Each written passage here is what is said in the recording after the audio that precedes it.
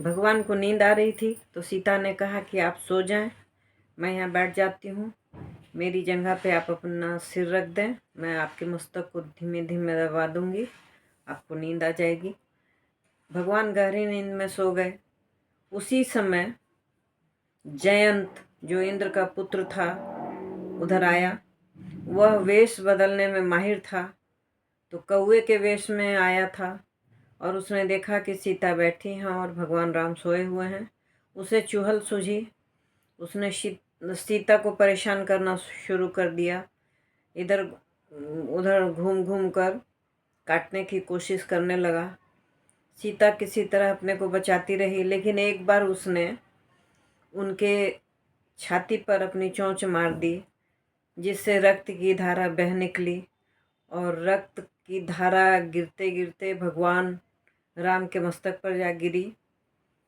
तो भगवान उठ गए और उन्होंने देखा तो चारों तरफ जब नज़र घुमाई तो देखा कि एक कौवा है जो काफ़ी परेशान कर रहा है सीता को। सीता को बहुत पीड़ा हो रही थी, लेकिन भगवान जग नहीं जाए, इसी के कारण वह मौन साधे बैठी थी। श्री राम को बहुत क्रोध आ गया और उन्होंने एक घास का तिनका उठाया और उसे एक दिव्य बाण में परिणत कर दिया और कौवे के पीछे छोड़ दिया। कौवा भागता भागता तीनों लोग घूम गया, लेकिन कहीं उसे सुरक्षा नहीं मिली। सभी देवताओं के पास गया, वहाँ भी उसे सुरक्षा नहीं मिली। तब भगवान शिव को पुकारा कि भगवान आप मेरी रक्षा करें।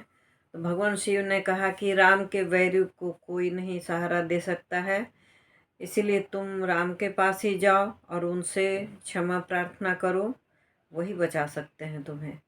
जयंत वहाँ से फिर भगवान के पास आया और उनके चरणों में सिर रखकर क्षमा मांगी। भगवान ने उसकी प्राण तो नहीं ली, लेकिन भगवान ने उसके प्राण बचा दिए, लेकिन उसी तीर से, उसी दिव्य बाण से उसकी एक आँख फोड़ दी।